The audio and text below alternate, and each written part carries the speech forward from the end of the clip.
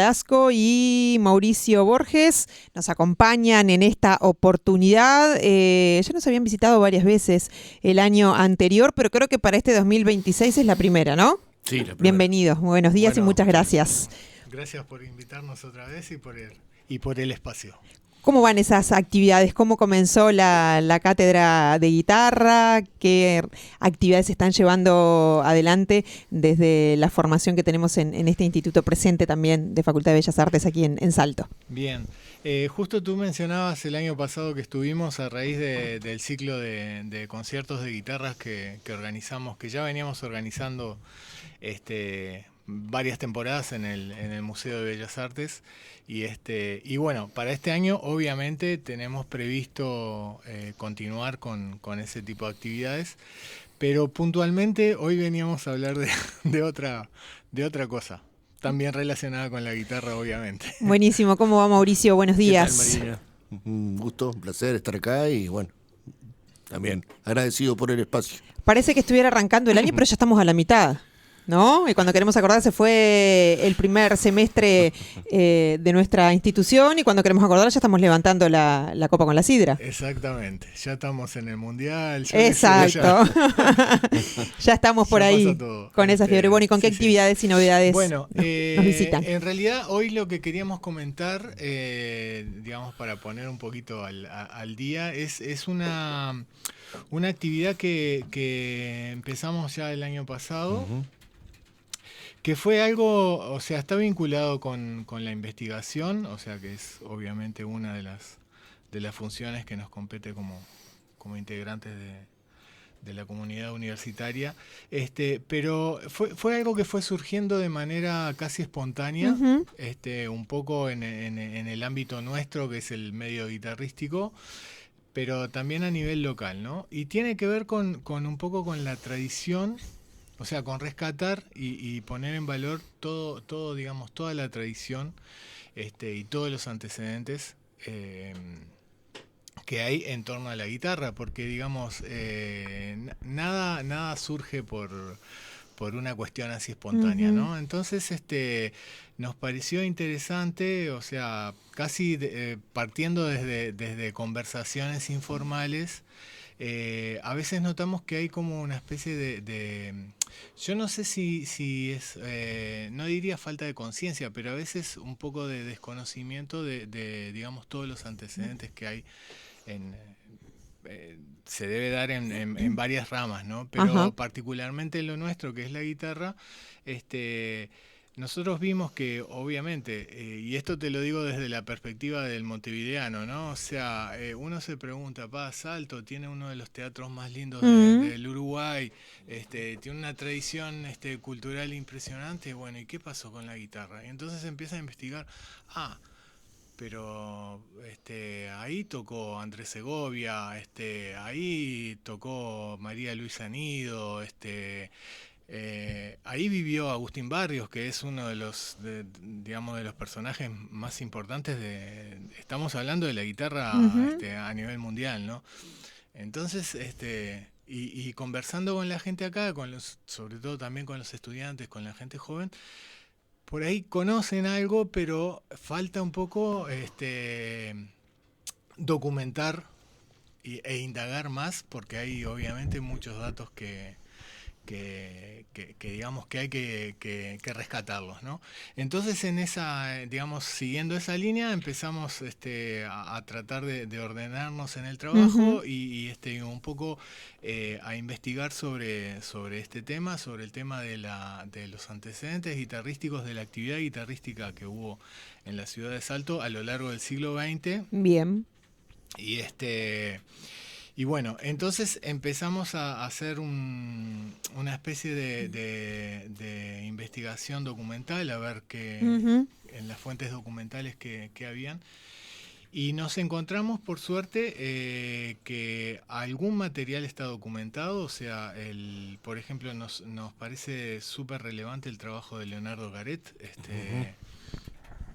El libro que él tiene, que se llama Salto en mi carpeta, tiene muchos datos y dan cuenta de una actividad guitarrística en Salto en los años 50 y 60 muy efervescente, ¿no?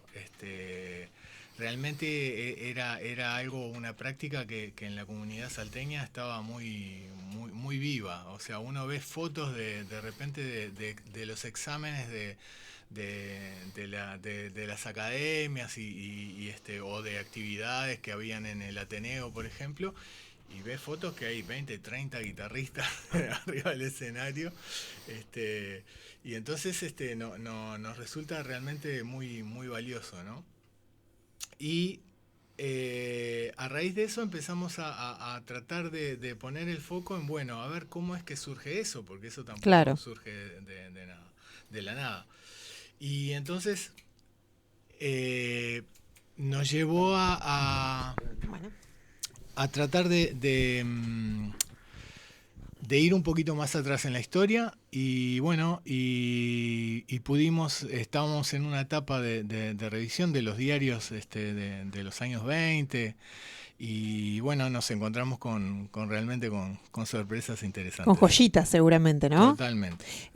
Justamente sobre eso les iba a preguntar, ¿qué tipo de documentación están revisando? ¿Con qué personas están contactando? ¿Cómo es ese proceso de investigación que se va construyendo también en el camino, ¿no? Porque esto de ir viendo materiales, de ir contactando personas, de los comentarios que, como bien decías, Mauro, por ahí hasta los propios estudiantes traen, ¿no? De relatos de sus familias, del barrio o de la academia donde fueron sus papás hace tantos años atrás. ¿Cómo se construye? ¿Cómo se hace todo este camino? Mirá, yo te voy a contar un poco la génesis. O sea, empezó hace una bocha de años. Había un libro en la academia, en una biblioteca, un librito chiquito, de primera edición, de Ramón Gómez Cruz. No recuerdo el nombre, pero era una especie de como aguas fuertes porteñas, de aguas fuertes salteñas. Y ahí estaba la anécdota, me acuerdo que todo del pintoresquismo salteño, ¿no? O sea, las calles, bueno, los jacarandá, bla, bla, bla. Todo muy interesante. Pero en el vapor de la carrera había una anécdota donde hablaban de Luis Pasquet. Y que había tocado para Torcuato de Alvear, que luego fue presidente de Argentina, ¿no? Uh-huh. Entonces, o sea, el tipo se tomaba el vapor de la carrera y en las noches tocaba y presidente luego le regala una guitarra a una Ramírez, no sé si digo bien, ¿no? Y y a partir de ver quién era Luis Pasquet, nos dimos cuenta que vivió acá Barrios, como decía Mauro. Inclusive hay una foto tomando mate que es imperdible en el Ceibal. Uh-huh. Hay horas. Bueno, y por ahí empieza todo y bueno, a partir de ahí se empieza a distribuir, digamos, la investigación. Ni que hablar que Ramón Gómez Cruz es fundamental, no solamente como fuente, sino también como autor, uh-huh, salteño. Y como maestro. Y como maestro. Es uno de los fundadores de estas academias que decía Mauro. Y bueno, un poco consultando a los exalumnos de él, por ejemplo a Pablo Iribarne, uh-huh, el libro que te decía Mauro, y también yendo más o menos con las fechas que decía ahí, consultando Tribuna Salteña, La Tarde, La Nación, ¿no había uno? Los diarios de la época, sí. Sobre todo Tribuna Salteña. Sobre todo Tribuna Salteña, que le da un espacio muy importante a la vida social. A la vida social y artística. Uh-huh. Y nos hemos encontrado joyas que para cualquiera, más allá de la guitarra, que es así chiquito, 5%, digamos. Pero pues, si hicieran una investigación de cualquier otra actividad, en lo concreto artístico, hay joyitas que son imperdibles. ¿Cómo acceden a esos ejemplares, a esos diarios? Hasta ahora lo que hicimos fue ir a la biblioteca y consultar lo que tienen ahí. Y hay otra parte importante, otra colección importante, sobre todo de la Tribuna Salteña, que lo está custodiando Patrimonio. Bien. ¿Verdad? Y ahí tuvimos alguna dificultad de acceso porque el local no no está, digamos, en las condiciones a veces, pero logramos, por ejemplo, ahora en la tarde tenemos también, nos brindaron el espacio para poder seguir indagando, ¿no? Entonces, por supuesto, una de las líneas para recabar los datos, obviamente, es el análisis documental. Y la otra es también las entrevistas, claro, ¿no? Con testimonios, ¿no? Los testimonios, ¿no? En ese sentido, bueno, hemos tenido entrevistas con Pablo Iribarne. También le habíamos hecho una nota a Narci Espine, Omar. A Omar Espinosa. Al negro. Y le vamos a hacer otra nota.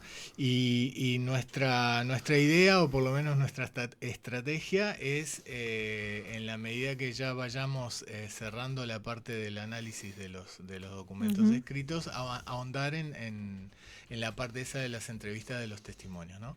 Y te cuento también una anécdota, por ejemplo. Yo estaba fotocopiando el libro, porque no había otro ejemplar, ¿no? Pero el libro de Leonardo Garet estaba fotocopiando y lo llevé a la fotocopiadora, y la mujer que estaba sacando las fotocopias me dice: ah, Carmen Torraza de Sino, claro, yo la conocí. Y yo le digo, pero me interesa. Me dice, sí, venime, decime, tratamos de ubicar a los hijos, claro, si los querés, Pero me dice, no, todo lo que está acá, dice, yo lo conozco y me acuerdo, ¿no?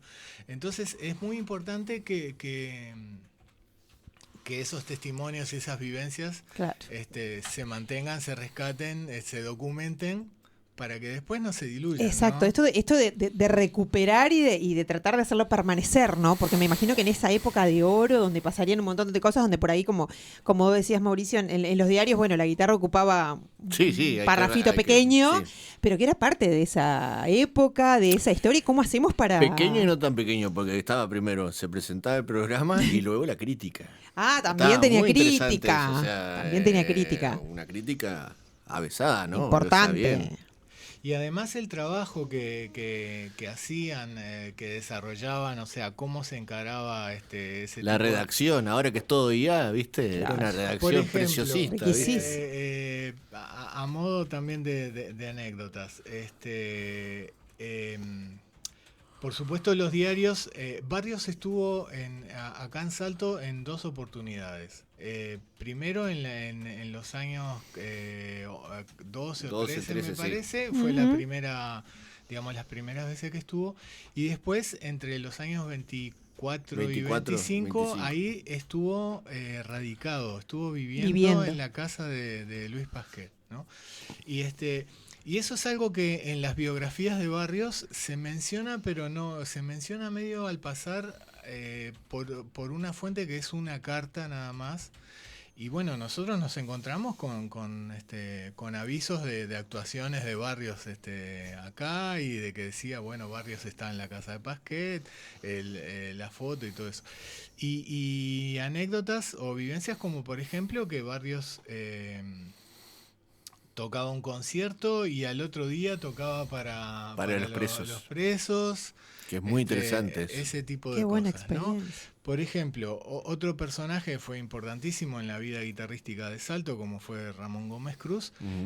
También, todos los conciertos que él hacía, los hacía a beneficio de alguna institución, por ejemplo. Eso fue una línea de conducta que él manejó a lo largo de su carrera, ¿no? Que son todos elementos que me parece importantísimo ponerlos en relieve, ¿no? Son verdaderos hallazgos, ¿no? Totalmente. Yo creo que, claro que son hallazgos, pero también hacen una continuidad. Claro. Es lo que estábamos hablando, o sea, no es que acá surge per se o sui generis o intentamos desde la cátedra de guitarra. En realidad estamos viendo que hay un hilo conductor que viene de allá y capaz un poquito más atrás, pero no tenemos acceso y todavía nos faltan algunos rompecabezas, pero claro. Una pieza de rompecabezas. Ahí está. Y otro personaje también muy interesante y por toda la labor que hizo, fue Enrique Echeverría, ¿no? Echeverría. Que él, además de guitarrista, además de profesor de guitarra, de maestro, era un luthier, muy, muy refinado. Y bueno, por ejemplo, fue el impulsor de un centro guitarrístico, del centro guitarrístico Luis Pasquet. El centro guitarrístico desarrolló, por lo que pudimos ver, muchas actividades. Por ejemplo, se hacían ciclos de conciertos en el Ateneo y en otros lugares. Ahí, como te decía, posibilitaron, o sea, paréntesis, el centro guitarrístico se manejaba de forma independiente, no estaba financiado por ninguna, por nadie. O sea que en realidad era la sociedad salteña a través de los conciertos, a través de la taquilla de los conciertos, que hacía posible que funcionara. Que hacía posible y que vinieran, como vino Andrés Segovia, como vino María Luzanido, Ollanguren, Martínez Ollanguren, Oscar Cáceres, o sea, estamos hablando de figuras a nivel mundial. A nivel mundial de la Segovia. Entonces, por eso te digo que realmente es muy valioso todos los testimonios y todas esas historias que tiene Salto relacionados con la guitarra, ¿no? ¿Hay alguna proyección? Van surgiendo como un montón de puntas, me imagino, que en el recorrido que están haciendo con la investigación, bueno, en algún momento hay que hacer como foco, ¿no? Para ver por dónde vamos, definir, y la idea es terminar en una publicación, seguir avanzando y después resolver qué resultado vamos a buscar. No vamos a spoilear, ¿verdad? Si no, nos perdemos el capítulo. No, claro. Ahí, mira, en la medida, digamos, del material que fuimos recopilando, se nos van delineando como 3 líneas, ¿no? Una de ellas es la actividad guitarrística, artística, ¿no? Que involucra un poco todo esto, tratar de repente de documentar, que algo está documentado, pero digamos completar eso. Bien. A manera de testimonio, obviamente, hacer algún documento, alguna publicación de eso. Lo otro que nos interesa indagar, también relacionado, es toda la parte de las escuelas guitarrísticas, o sea, de la enseñanza de la guitarra, o sea, cómo a partir de ahí surgen las academias, surge el conservatorio, se inserta la guitarra en el conservatorio, etcétera, hasta que llega también la enseñanza de la guitarra acá en la UDELAR, o sea, hacer como una línea que conecte todo, digamos, toda la trayectoria de la enseñanza de la guitarra acá en Salto. Esa sería otra línea que nos permitiría o sobre la cual queremos indagar específicamente. Y un tercer punto, centrarnos en Barrios, perdón. Centrarnos en la presencia de Agustín Barrios acá en Salto. Bueno, ya les comprometemos de que nos vayan trayendo avances. Y a medida que vayan definiendo por dónde vamos bien o qué avances vamos logrando en cada una de esas líneas, porque hay un montón ahí, ¿no? Hay muchísimo. Mira, te cuento una anécdota en Radio Tabaré, para que veas lo minucioso que son. Tenemos que todavía ver si podemos conseguir. Tenían las fichas de los programas de radio de cada semana. Todos los viernes tenían una audición y la ficha de los compositores e intérpretes. Hoy en día te parece algo hasta banal, porque pones Spotify o YouTube y te salta todo, pero imagínate llevar un disco en pasta, ¿no? El Centro Guitarrístico tuvo durante muchos años una audición semanal en Radio Tabaré que la hacían en base a los discos de pasta y en base al trío de ellos que tocaban, que eran Ramón Gómez Cruz y Luis Pasquet y Echeverría. Y para cada programa ellos se libretaban. Está todo muy interesante. Y entonces entre los documentos que tenía justamente Garet en relación al centro guitarrístico, estaban los programas los libretos de esos programas de radio del año 50 y algo. 50 y algo, sí. 55, de los 50. ¿Y han tenido algún comentario? ¿Saben cómo se hacían de esas guitarras? ¿Dónde las compraban? Si tienen algún dato de cómo se accedía al instrumento en sí en esos tiempos. Hay poco, bueno, una de las cosas que menciona Leonardo Garet justamente es que el caso de Echevarría no tuvo demasiada relevancia. Hay un artículo que es una entrevista y él comenta un poco cómo él fabricaba sus guitarras y eso, pero no tenemos realmente esa información de cómo se accedía. No. Estamos hablando de una época... Sí, hay las casas de música. En Tacuarembó hacían muchas propaganda de En esa instrumentos. época. Y ahí sale Barreiro, un guitarrista también de acá del interior.